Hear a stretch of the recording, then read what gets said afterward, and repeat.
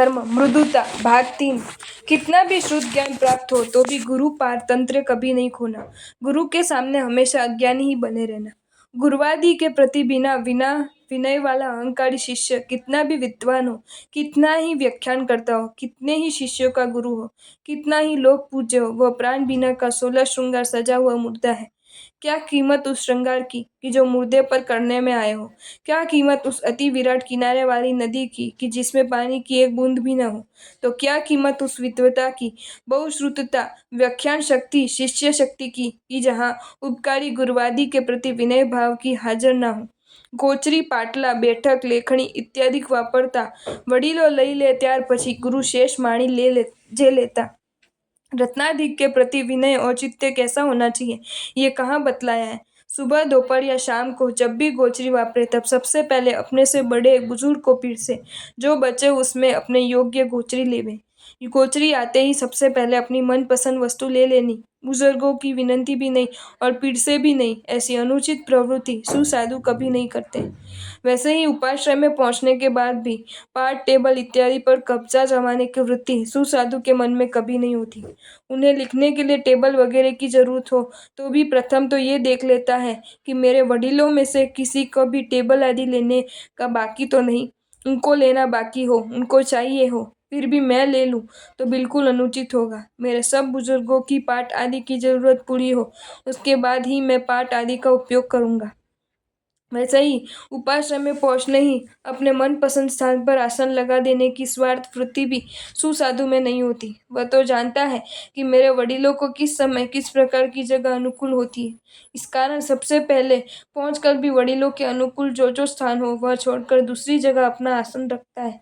अगर इस प्रकार आसन लगाने के बाद भी अगर किसी वडील को उस साधु के जगह पर बैठने की इच्छा हो, उस सुसाधु को खबर पड़े तो तुरंत अपना आसन उस स्थान में हटाकर वडील को स्थान दे देता है। मात्र गुरु या मनपसंद वडीलों के लिए ही ऐसा औचित्य नहीं, बल्कि सभी वडीलों के लिए विनय औचित्य का पालन करते हैं। विशिष्ट रमन तो अपने से छोटे साधुओं की भी सभी प्रकार की अनुकूलता करने के लिए हमेशा तत्पर रहते हैं। श्रावक बॉलपेन, नोट, दवा इत्यादि बोहराने के लिए आए तो पहले वडीलों को ही उनकी अनुकूल वस्तु बोहरने देते हैं, उसके बाद अपनी जरूरत की वस्तु लेते हैं। इस प्रकार विनय पालन करने में कई बार प्रतिकूल गोचरी, अननुकूल स्थान इत्यादि वापरने का समय आता है, लेकिन सुसाधु तो ये सब गुरु की कृपा मान, गुरु तरफ से मिला हुआ प्रसाद समझ सहर्ष स्वीकारता है। मन में भी कोई खराब विचार नहीं आने देता। बुद्धि वाणी बलथी પડને જે તૃણ ગણી તુચકારે માર્ગ ભ્રષ્ટ પરા પાડે ક્રમિતે दुर्गतिना प्रग थारे धन्य ते। पहले जो महापौध्य जी के वचन दिखलाए हैं कि जो साधु अपनी तीव्र बुद्धि और आकर्षक बोलचाल के अभिमान में मुग्ध बन अन्य लोगों को तिनके जैसा तुच्छ मान उनका अपमान करते हैं, वे जैन मार्ग से भ्रष्ट बनते हैं, भारे कर्मी बनकर दुर्गति के अतिथि बनते हैं। कभी ऐसा भी होता है कि मंद बुद्धि वाले भी किसी विषय में अत्यंत स्पष्ट और सत्य ज्ञान रखते हैं, लेकिन वह अभिमानी साधु तो उन सबको मूढ़ अज्ञ समझ उनकी बात सुनने को भी राजी नहीं होता और अपने हिसाब से निर्णय करता है। बाद में मुंह की खाता है। अत्यधिक नुकसान होने पर भी उनकी बुद्धि ठिकाने नहीं आती, अपने दोष दिखाई नहीं देते। हकीकत तो यह है कि छोटे से छोटे व्यक्ति की बात भी ध्यान से सुननी चाहिए। वह अगर योग्य लगे तो स्वीकार करनी चाहिए। अध्यात्म सार में कहा है कि बालादपि हितम ग्राह्यम, छोटे से बालक के पास भी हितकारी पदार्थ मिलते हो तो वह ग्रहण करना, उसमें छोटापन नहीं लगाना। ये तभी शक्य बनता है कि जब दूसरे भी सच्चे हो सकते हैं, ऐसा दूसरों के प्रति बहुमान भाव मन में रमण करता हो और मेरी भी भूल हो सकती है, ऐसी नम्रता निरहंकारिता आत्मा में प्रकटी हो।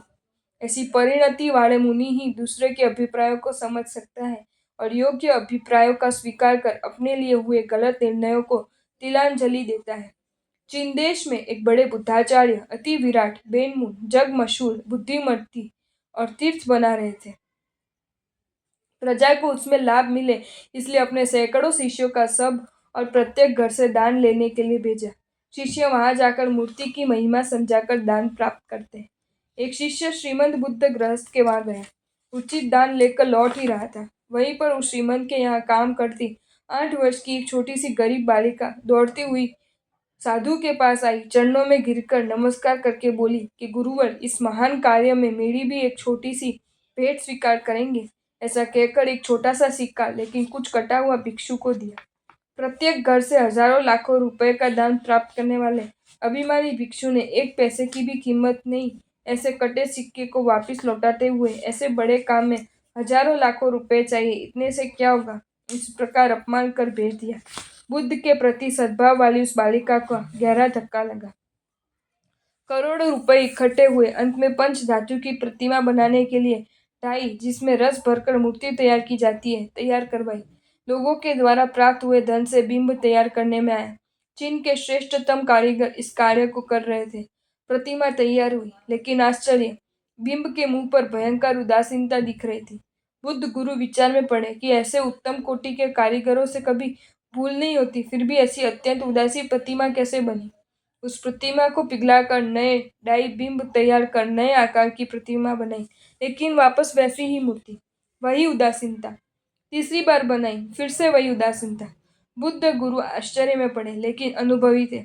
अपनी सभी शिष्यों को इकट्ठा किया और कहा कि क्या तुमने इसके लिए दान लेने में कहीं किसी को दुखी तो नहीं किया, जबरदस्ती आदि तो नहीं की, किसी की हाय इस कार्य को बिगाड़ रही है, बराबर विचार करके जवाब दो। उस साधु को तुरंत ही याद आया कि उस छोटी गरीब लड़की के कटे हुए सिक्के को लौटा दिया था, तिरस्कार भी किया था। उसने गुरु से सब हकीकत कही। उस गुरु ने तुरंत उस बालिका से वह सिक्का लाने को कहा। गुरु को वापिस अपने घर पर आया देख श्रीमद गृहस्थ विचार करने लगा, शायद और धन चाहिए। पूछा, लेकिन उस भिक्षु ने तो उस गरीब छोटी लड़की को बुलाया और कहा, तुम्हारा वह सिक्का हमें भगवान बुद्ध की प्रतिमा के लिए दोगी? अत्यंत नम्रता से याचना की। छोटी बालिका के आंख में हर्षाश्रु आ गए। दौड़ती हुई गई और सिक्का लाकर भिक्षु को दिया। बुद्ध गुरु ने उसे सिक्के को भी साथ में पिघलाकर फिर से प्रतिमा बनवाई और विश्व में आश्चर्यकारी ऐसी अद्भुत प्रतिमा का निर्माण हुआ। एक आत्मा का तुच्छकार कितना नुकसान कर सकता है और सत्कार कैसा इतिहास रचा सकता है, ये समझ अगर चीन जैसे देश में भी प्रसिद्ध हो तो लोकोत्तर शासन के महात्मा कितने ही बहुश्रुत हो, कितने ही वक्तृत्व शक्ति वाले हो, तो भी वे दूसरे मूढ़, अनपढ़, सामान्य साधु इत्यादि का अपमान करने का पाप कभी नहीं करते। अपकारी पर क्रोधी बनता अज्ञानी बहु दिसता, सर्वाधम अपराधी क्रोध पर महाक्रोधी मुनि बनता। किसी श्रावक ने घोर अपमान किया तो उस पर गुस्सा चढ़ा, क्योंकि वह अपकारी अहितकारी लगा। गुरुभाई ने गोचरी में पक्षपात किया, मिष्टान नहीं दिया और उस पर अरुचि उत्पन्न हुई, क्योंकि वे अपकारी दुश्मन लगे। कदम कदम पर ऐसे सैकड़ों प्रसंग बनते हैं और उसमें उस वस्तु उस व्यक्ति पर अरुचि वे अपकारी लगते हैं, उन पर द्वेष प्रकट होता है। बेचारे ये अज्ञानी साधु ये नहीं जानते कि तुम्हारा अहित करने की ताकत मात्र तुम में ही है। दूसरे कोई भी पदार्थ तुम्हें नुकसान पहुंचाने में समर्थ नहीं। चाहे लोग ऐसा कहते हो कि पाप कर्म के उदय से ये दुख आते हैं, लेकिन हकीकत ये है कि ये पाप कर्म बांधने वाले भी तुम हो। तुमने ही तुम्हारी राग द्वेष की परिणति से ये पाप बांधे हैं और अंत में उसी का परिणाम स्वरूप दुख भुगते हो। ऐसे तुम ही तुम्हारा अहित करते हो, लेकिन ये घोर अज्ञानता कि यही पदार्थ बार बार सुनने पर भी भले भले श्रमण भी इसमें उलझ जाते हैं और कषायों के भोग बनते हैं, वो भी यहाँ तक कि अपने साक्षात गुरुदेव को भी अपना अपकारी समझ उनके सामने भी क्रोध की ज्वाला प्रकट करते हैं। इस अज्ञानता को दूर करने के लिए शास्त्रकारों ने एक बहुत ही मार्मिक बात कही है, अपकारीषु कोप क्षेत्र कोपे कोप कथा न ते। तुम्हें अपकारी पर क्रोध होता है, उसने ही तुम्हें अनंति बार दुर्गति में पहुंचाया है, इसलिए अति भयंकर ऐसे अपकारी क्रोध पर ही तुझे क्यों भयंकर क्रोध नहीं होता, क्यों उस क्रोध से सामने नहीं करते। वास्तव में शास्त्रकार भगवंतों ने जो कहा है कि जितने संसार के कारण है उतने ही मोक्ष के कारण है और जितने मोक्ष के कारण है उतने ही संसार के कारण है, ये एकदम सत्य हकीकत है। देखो, संसारी जीवों के प्रति तिरस्कार बुद्धि से किया जाने वाला क्रोध अनंत संसार प्रकट करता है, जबकि यह क्रोध ही मेरा शत्रु है, इसे मैं जड़ मूल से उखेड़ दूंगा, ऐसी भावधारा अति क्रोध के अध्यवसाय के नाश का सर्वोत्तम कारण है। स्त्री, भोजन आदि पदार्थ पर का राग यह अनंत संसार का कारण, तो जिन शासन आदि उत्तम पदार्थों प्रति का दृढ़ राग मोक्ष प्राप्ति का अद्वितीय कारण है। आलोचना करते समय अपने पाप छुपाना गुरु को न कहने रूप माया या अनंत संसार का कारण, जबकि भोजन आदि विषयों तरफ दौड़ती इंद्रियों को छल कपट से ठगना, उससे ज्यादा प्राप्त करने से अटकाना, यह माया परम पद का कारण। इस कड़ी में साधु को ऐसे ही प्रशस्त दोष प्रकट करवाने की प्रेरणा की है। साधु जीवों के प्रति परम समताधारी हो, सबसे अधम अपराधी क्रोध दोष ऊपर महाक्रोध वाला हो, સર્વ પ્રસંગે નિર્દોષો પરગુણનું દર્શન કરતા कुरगुरु मृगावती समते वेगे मुक्ति वर्ता धन्यते। उपदेश माला में कहा है कि मृगावती जी को केवल ज्ञान प्रकट हुआ, वह कोई ऐसे ही नहीं हुआ। उसने अपने दोष स्वीकारे, गुरु के चरणों में गिरकर माफी मांगी, गुरु के दोष लेश भी नहीं देखे और मात्र अपने ही अधमता के दर्शन किए, लेश भी बचाव नहीं किया। इस प्रकार उन्होंने स्वदोष के दर्शन किए, इसलिए तो उन्हें तुरंत केवल ज्ञान हुआ। ये रही वह गाथा। पड़ी वज्जी ऊण दोसे नियये सम्मम च पाए पड़ियाए तो किर मिगा वये उपणम केवलम नाणम। लेकिन इस प्रकार स्वदोष दर्शन करना सरल नहीं, इसके लिए तो खूब प्रैक्टिस करनी होगी। कैसा भी प्रसंग हो, उसमें दूसरों के कोई भी दोष देखना, कहना, खोजने को बदले अपने ही दोषों को देखना चाहिए। ऐसे प्रत्येक प्रसंग पर स्वदोष देखने की प्रैक्टिस की हो तो ही एक समय ऐसा आएगा कि ऐसे कोई प्रसंग में हम भी मृगावती समान अपने दोष ही देखकर केवल ज्ञान पाएंगे। स्कूल में परीक्षा देने के बाद जब शिक्षक की तरफ से परिणाम देने में आए और साथ में उत्तर पत्र भी चेक करने के लिए देने में आए, तब विद्यार्थी अपने कौन से उत्तर झूठे हैं वह ही पहले देखे।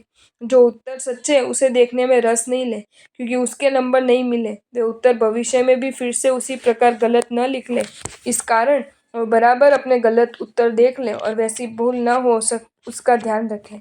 ऐसा करने वाले विद्यार्थी ही ज्यादा से ज्यादा नंबर प्राप्त करेगा। इसी प्रकार कोई संयमी या श्रावक आदि के साथ झगड़ा हो, गोचरी लानी आदि में गड़बड़ हो, विहार के किलोमीटर को गिनने में गड़बड़ हो, ऐसे अनेक प्रसंग पर गुरु इत्यादि को तरफ से डांट पड़े, लेकिन उस समय सुसाधु अपने गुण नहीं गाए कि मैंने इतना किया, ये मेरे प्लस पॉइंट, तो आप देखो सतत क्यों डांटते रहते हो। ऐसे बोलने के बदले प्रत्येक प्रसंगों में अपनी छोटी या बड़ी जो जो भूलें हुई हो वे सब बराबर ध्यान में ले और फिर से वे भूल नहीं हो उसकी जागृति अब से ही प्राप्त कर ले। जो विद्यार्थी अपना सही उत्तर देख देख कर हर्षित होता है लेकिन गलत उत्तर जांच कर दूर करने का प्रयत्न नहीं करे, वह विद्यार्थी अभ्यास क्षेत्र में सच्ची प्रगति कभी नहीं कर सकता। आपको ये वीडियो अच्छा लगा हो तो इसे लाइक करें और शेयर करें, और ऐसे ही नए नए वीडियोज देखने के लिए सब्सक्राइब करें हमारी channel Jain facts and stories को।